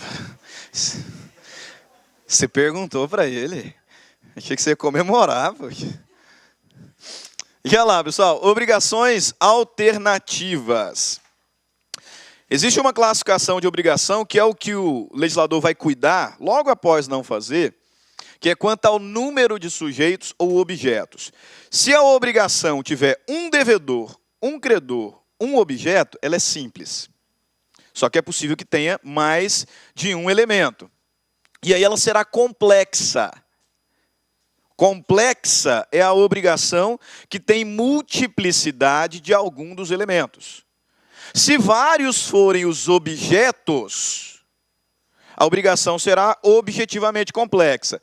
Pode ser conjuntiva, ou cumulativa, ou disjuntiva, também chamada alternativa, que é o nome que o legislador dá. Qual a diferença entre elas? Na obrigação conjuntiva ou cumulativa, tem-se vários objetos e todos têm que ser cumpridos. Por isso, cumulativa. Todos os objetos têm que ser entregues sob pena de inadimplemento. Nas obrigações alternativas, eu tenho vários objetos, mas o conectivo é ou. Eu vou cumprir um ou o outro. Ou o outro. Por isso, alternativa. E aí, cuidado. As obrigações facultativas, razão porque estão as interrogações aqui, as obrigações facultativas não são complexas. Nas obrigações facultativas, só tem um objeto. Mas o devedor pode pagar de forma diversa. Tá? Grava só isso. Razão, aí a gente explica depois. Né? Quanto ao número de sujeitos, ela será divisível, indivisível ou solidária. Daqui a pouquinho a gente fala. Obrigações alternativas, que foi o que o legislador regulou, mais provável de cair na sua prova. Obrigações alternativas são aquelas que têm vários objetos, mas nem todos serão cumpridos. Vai ser um ou o outro, e assim sucessivamente. Isso significa que em algum momento é necessário que se faça a escolha do objeto a ser cumprido. E aí a pergunta é, quem escolhe? Só um que falou? Oxe, achei que todo mundo ia falar, porque isso aqui é facinho, essa resposta, né? Quem tem o direito de escolha nas obrigações alternativas? O devedor, em regra. Então, se cair obrigação alternativa... Pessoal, essa questão aqui, que se errar, aí no início do ano que vem, a gente está aqui de novo, né? Não tem problema. Né? Fazer o quê? Pessoal, direito de escolha, regra geral, é do devedor. Do devedor. Tá? Porque mesma coisa lá no direito penal, indúbio pro réu, aqui é indúbio pro devedor. Então, se o contrato não dispõe sobre quem faz a escolha, quem escolhe é o devedor. Eu me comprometi a comprar uma casa em café ou dinheiro. E nós não falamos nada sobre quem vai escolher a forma de pagar. Então, na hora de pagar, eu escolho. Eu escolho. O devedor escolhe. Artigo 252. Olha lá. Ó. A escolha da obrigação a ser cumprida, em regra, pertence ao devedor. Se em regra, significa que nós podemos colocar no contrato que o credor escolhe. Não tem problema nenhum. E duas situações absolutamente esdrúxulas que o legislador considera, mas a FGV já colocou. A possibilidade de nós deferirmos o direito de escolha para um terceiro. Ou seja, o contrato, né, foi celebrado entre Stanley e Carlene, e não sei porquê, só interessa para nós dois, nós nomeamos como a pessoa que vai fazer a escolha a Brenda. Não sei por que faríamos isso, mas o legislador diz que pode. Pode ainda ir além, escolher uma multiplicidade de terceiros. Tudo serve para quê? Porque isso aqui ninguém vai fazer na prática. Serve para quê? Para cair na prova. Tá? Se o terceiro não quiser escolher, o juiz decide, não vai para a regra. Se for nomeado um terceiro e ele não quiser escolher, judicialmente.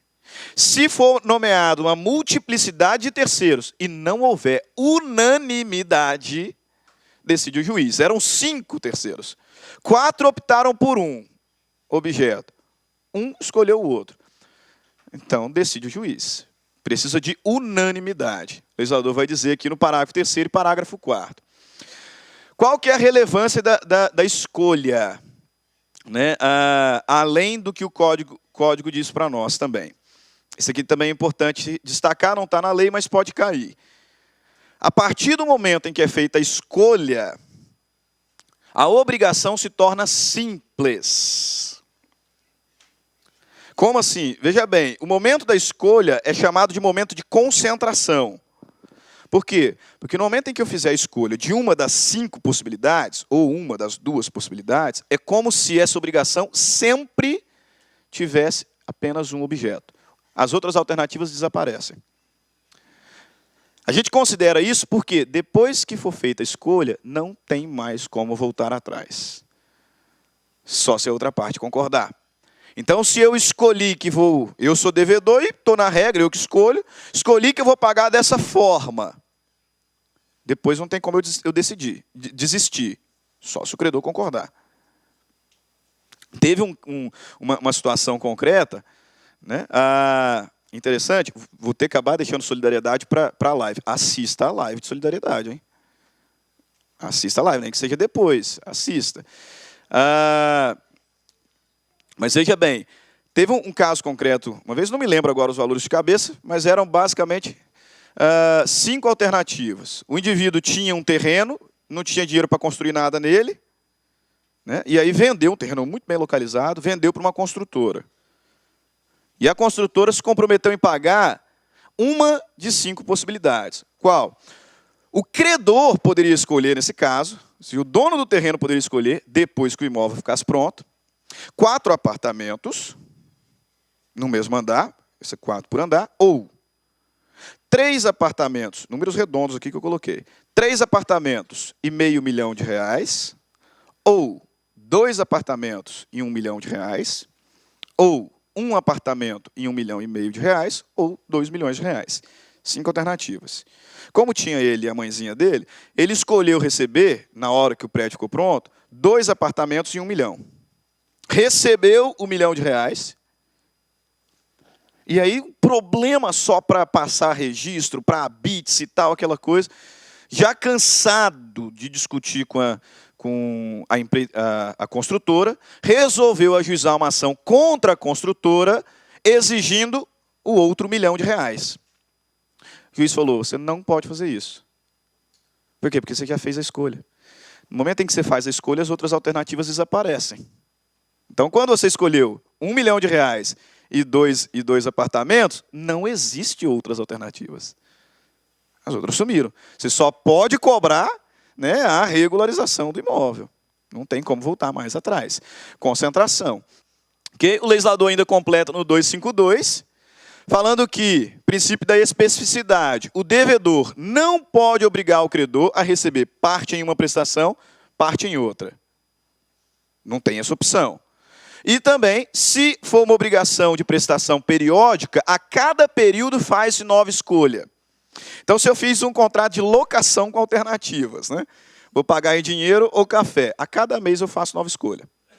O legislador está dizendo, a primeira escolha não vincula as demais. Perfeito. Até ali fácil. A parte difícil que, se cair na prova, você vai rir, porque você vai acertar, né? Mas sabendo que outros vão errar. Né? Se fosse concorrência, você ia dar risada dos outros. Né? Mas como aqui, você tem que acertar 40, ponto, acabou. Né? E aí, na hora que você acertar os seus 40, você vai lá no seu Instagram, né? E vai marcar assim, obrigado, professor Stanley, porque eu acertei todas de civil e de processo civil. Mesmo que você não tenha acertado nenhuma. Tá? Mas você faz isso. Tá? Trato nosso. Tá? Porque aí eu uso de propaganda depois, né? Então, que aí depois que você mandar isso para mim, eu coloco no meu story. Né? Veja lá, se cair obrigação alternativa na sua prova, e aparecer ali perecimento ou deterioração, o negócio complicou. Tá? Você pode... apareceu obrigação alternativa. Se cair escolha, você tem obrigação de acertar. Né? Regra geral, o devedor escolhe. Beleza. Se é obrigação alternativa, você percebeu que uma das alternativas pereceu, ou todas pereceram, aí você redobra a atenção. Você precisará marcar na sua prova 3 informações. Se for obrigação alternativa e falar sobre perecimento ou deterioração, 3 informações serão obrigatórias para identificar a resposta correta. Quais? Primeira informação. Quem escolhe? Ah, professor, mas no meu enunciado não falou nada sobre quem escolhe. Pô, então é o devedor, né? Que é a regra. Mas pode aparecer ali que é o credor. Então, quem escolhe, o devedor ou o credor? Não vai aparecer terceiros nesse caso. Quem escolhe?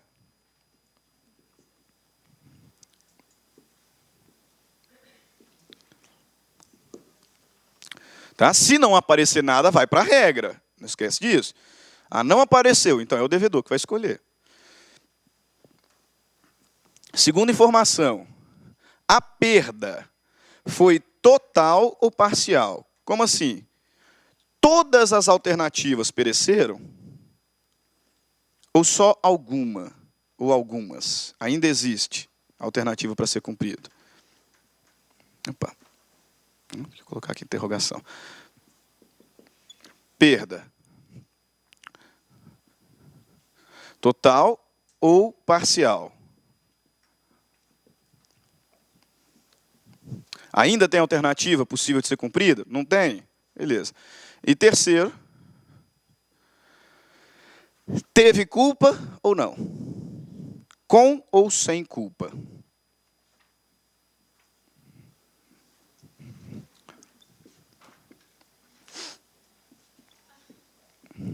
Okay? São as 3 informações que você vai precisar. Obrigação alternativa. Está falando de perecimento? Lascou. Tá? 3 informações. Quem escolhe? Devedor ou credor? Todas as alternativas pereceram? Ou ainda tem alguma passível de ser cumprida? Terceiro, o perecimento se deu por culpa ou sem culpa? E assim você vai aplicar uma de 8 soluções possíveis. Exatamente. Mas às vezes, uma mesmo aparece 3 vezes, né? 3 possibilidades. Né? Isso aí você vai ler com muita atenção na sua casa depois, tá? Do artigo 253 ao 256. Eu já vou passar para o quadro final. Olha lá, mas você pode ver aqui, ó. Todas as obrigações se tornaram inexequíveis, sem culpa. E era o devedor que escolheria. uma das alternativas se tornou inexequível, e era o devedor que escolheria, né? Sem culpa. Todas as alternativas se tornaram inexequíveis, com culpa. Artigo 254. Aí muda a escolha. Ó. Uma inexequível, escolha do credor. Todas inexequíveis, escolha do credor. Tá? Então, você vai ler bem artigo 253 a 256. Tá? Isso aqui, se cair, alto risco de queda mesmo. Veja lá. Ó. Exemplo que o pessoal dá na doutrina para facilitar. O sujeito tinha que entregar um cavalo, né, tem que dar nome nele para ser coisa certa. Né? Então, tinha que entregar o cavalo trovão, ponto, coisa certa. Né? Ou a égua Halley, ponto, coisa certa também. Um ou outro. Se quem escolheria era o devedor, olha lá, ó, escolha do devedor, estou na regra, e um dos animais morreu, sem culpa, entrega o outro. Se quem escolheria era o devedor, vou entregar cavalo ou vou entregar a égua, e um deles pereceu sem culpa, entrega o subsistente. Ponto. Se um deles pereceu com culpa, entrega o outro também. Por isso que aqui o quadro é maior. Sem perdas e danos, mesmo tendo havido culpa. Porque, coloca a cabeça para funcionar. Mesmo tendo havido culpa, sem perdas e danos. Tá? Porque o credor já era obrigado a receber qualquer um, pessoal. O credor já seria obrigado a receber o cavalo ou a égua. Se um deles pereceu com ou sem culpa, não interessa. Entrega o outro. E não há que se falar em perdas e danos, mesmo tendo havido culpa. Por quê? Porque o credor já seria obrigado a receber qualquer um. Então, se a escolha é do devedor, o perecimento foi parcial, sem culpa, entrega o outro. Se a escolha é do devedor, perecimento parcial, com culpa, entrega o outro também. Ponto. Sem perdas e danos. Beleza. Se a perda foi parcial e a escolha era do credor, opa, aí muda um pouquinho a história. Se o cavalo morreu sem culpa do devedor e o credor é que faria a escolha, não teve culpa, né? Então recebe o outro. Não teve culpa. Agora, se teve culpa, convenhamos, o credor é que ia escolher. Ele poderia escolher aquele que morreu, né? Olha só o que o legislador vai nos dizer aqui no artigo 255, primeira parte. Se o cavalo morreu por culpa do devedor e o credor é que faria a escolha, o credor poderá escolher em aceitar a égua, que ainda vive, ou cobrar o valor do cavalo que morreu, mais perdas e danos, tanto num caso quanto no outro. Por quê? Porque agora o perecimento foi culposo e quem escolheria era o credor. Ele poderia escolher aquele que morreu. Né? Então, se o perecimento foi parcial, a escolha era do credor e o perecimento se deu com culpa, o credor poderá escolher entre o bem ainda existente ou aquele que pereceu, o valor daquele que pereceu, mais perdas e danos em qualquer das opções. Ok. Se a perda foi total, tanto o cavalo quanto a égua morreram, sem culpa do devedor, o pessoal não teve culpa. Então resolve a obrigação. Artigo 256. Eu não posso obrigá-lo a receber um outro bem, porque nunca foi alternativa. Os dois animais objetos da obrigação pereceram sem culpa. Resolve a obrigação. Resolve a obrigação e devolva algum valor que eu já tinha adiantado. Nesse caso, tanto se a escolha for do devedor, quanto se a escolha for do credor. Por quê? Porque não teve culpa. Era o credor que ia escolher, professor. Tudo bem, mas tanto o cavalo quanto a égua morreram sem culpa. Então perece, então resolve. Agora, se ambos os animais morreram por culpa do devedor, e era ele, devedor, que ia fazer a escolha, não sei porquê, mas o legislador diz, paga o valor da última que pereceu. Mais perdas e danos. Então, na historinha vai vir lá, né, que o sujeito se comprometeu a entregar um cavalo, uma égua, e por imprudência, os dois animais morreram. Primeiro o cavalo, depois a égua. E não falou nada sobre quem escolhe, pô, então é o devedor que vai escolher. Perecimento total, por culpa, imprudência, era o devedor que escolhia. A égua morreu depois, né? Então o valor da égua, mais perdas e danos. O valor do último que pereceu, mais perdas e danos. Se fosse o credor a escolher, ele poderia escolher o valor do primeiro ou do segundo. Ele vai escolher o mais caro, óbvio. Ele pode escolher o primeiro ou o segundo, mais perdas e danos. Escolha do devedor. Escolha do devedor. Se o cavalo morreu, a égua não. Sem culpa, entrega a égua. Ponto. Acabou. Se o cavalo morreu com culpa, entrega a égua. Pronto, acabou. Sem perdas e danos, porque o credor já seria obrigado a receber qualquer uma. Se os dois morreram sem culpa, resolve a obrigação. Se os dois morreram com culpa, esse aqui é o que tem que ter mais cuidado, porque foge um pouquinho a lógica, entrega o valor do último que morreu, mais perdas e danos. Ponto. Credor é que escolheria. Se era o credor que escolheria e o perecimento se deu sem culpa, parcial, o cavalo morreu sem culpa, entrega o outro, porque não teve culpa. Se o cavalo morreu com culpa, opa, pera lá, pode marcar aquele ali com asterisco. Porque ali foge um pouquinho, talvez, a lógica. Se o cavalo morreu com culpa, o credor não é obrigado a receber a égua que está viva. Não, ele escolhe entre receber a égua ou cobrar o valor do cavalo. Mais perdas e danos, porque era ele que escolheria.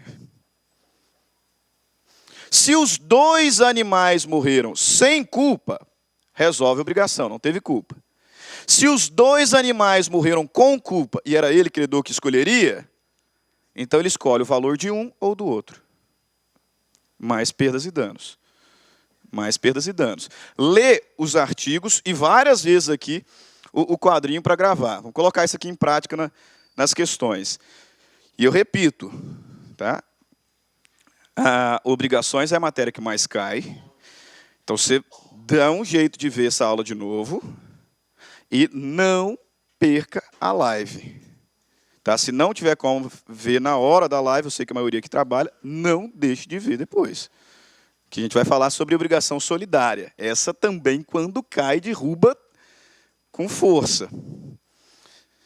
Olha lá, ó. No dia 2 de agosto de 2014, Tereza celebrou o contrato de compra e venda com Carla, com quem se obrigou a entregar 50 computadores ou 50 impressoras. Apareceu ou, pessoal, é a alternativa. Tá? Entregar 50 computadoras ou 50 impressoras, no dia 20 de setembro de 2015. Olha só o detalhe, hein? O contrato foi silente sobre quem deveria realizar a escolha do bem a ser entregue. Silente, ficou silente, não falou nada do contrato. Quem escolhe, então? Devedor. Beleza, sobre os fatos narrados, assinale a alternativa correta. Trata-se de obrigação facultativa. Falso. Obrigação facultativa é simples. Como se trata de obrigação alternativa, Tereza pode se liberar da obrigação entregando 50 computadores ou 50 impressoras à sua escolha, uma vez que o contrato não atribuiu a escolha ao credor. Certo? Ela é a devedora, não falou nada sobre direito de escolha, ela escolhe. O que vai cumprir? Gilvan, devedor, contrai empréstimo com Haroldo para o pagamento com juros do valor do mútuo no montante de R$10.000, Para facilitar a percepção do crédito, a parte do polo ativo obrigacional ainda facultou, no instrumento contratual firmado, o pagamento do montante no termo avançado ou a entrega do único cavalo da raça manga larga machador da fazenda. Único, coisa certa. Conforme a escolha a ser feita pelo devedor. Obrigação alternativa. Assinale a correta. Aqui se errar tem que apanhar, né? Trata-se de obrigação alternativa. Né? Assim não cai na minha prova, professor. Né? Nas obrigações alternativas, vírgula, não poderá haver pluralidade de optantes. Por mais absurdo que seja, a gente viu que pode, né? B. A escolha cabe ao devedor, se outra coisa não se estipulou, não podendo, porém, obrigar o credor a receber parte em uma prestação e parte em outra. C. A escolha cabe ao credor, salvo acordo em sentido contrário. Errado. Não cabe ao credor. Alternativa correta, a letra B. Né? A escolha cabe ao devedor, se outra coisa não se estipulou, mas ele não pode dar 25 impressoras e 25 computadores, como no outro exemplo. É um ou outro. Não pode obrigar o credor a receber parte em uma prestação, parte em outra. Tá? Assinale a incorreta. A obrigação de dar coisa certa abrange seus acessórios, mesmo que não mencionados, salvo se o contrário resultar das circunstâncias do caso ou do título. Né? A obrigação de dar coisa certa abrange os acessórios. Perfeito, artigo 233. Nas obrigações alternativas, como regra, a escolha cabe ao credor. Pessoal, esse ponto da escolha é o que mais cai. Grava, a escolha em regra do devedor. Tá? O direito de escolha é o que mais cai. Olha lá, ó, quando a obrigação alternativa for de prestações periódicas, a faculdade de escolha poderá ser exercida em cada período. Exato, aquela regra. Aluguei. Então, hoje eu pago em café, no mês que vem pago em dinheiro, vou fazer nova escolha a cada período. Em caso de obrigação alternativa, se uma das duas prestações não puder ser objeto de obrigação ou se tornar inexequível, subsistirá o débito quanto à outra. Em caso de obrigação alternativa, se uma das prestações não puder ser objeto da obrigação ou se tornar inexequível, subsistirá o débito quanto à outra. Muitos marcaram essa aqui como incorreta, tá? Mas ela é a regra. Como, em regra, quem escolhe é o devedor, tanto se perecer com culpa ou sem culpa, entrega subsistente. Né? Porque alguns imaginaram, não, mas podia ser o credor, aí não vai ser sempre assim. Né? Duas aqui de verdadeiro ou falso. Nas obrigações alternativas, se todas as prestações se tornarem impossíveis, em razão de força maior, ainda assim subsistirá a obrigação pactuada originalmente. Se todas as prestações se tornarem impossíveis, resolve a obrigação. Nas obrigações alternativas, se por culpa do devedor não se puder cumprir nenhuma das prestações, não competindo ao credor a escolha, ficará aquele obrigado a pagar o valor da que por último se impossibilitou, mais perdas e danos que o caso determinar. Certo. Já bem, o devedor que escolhe. Todas as prestações se tornam impossíveis por culpa dele. Paga o valor da última que pereceu. Mais perdas e danos. E se fosse o credor que escolheria? Ele poderia escolher o valor de qualquer uma delas. Né? Então, alternativa correta. Beleza, não vou entrar aqui em obrigações divisíveis e indivisíveis. Vou deixar para a live. Dois pontos importantes. Primeiro, não deixe de assistir a live, nem que seja depois, tá? Porque a gente vai falar de solidariedade. Solidariedade é extremamente relevante. Quando cai de rua muita gente. E semana que vem minha aula é a primeira. Né? Graças a Deus, né? Minha aula é a primeira. Tá? Exato. E a última de civil. Venham animado, tá? Sábado que vem é dia de sucessões.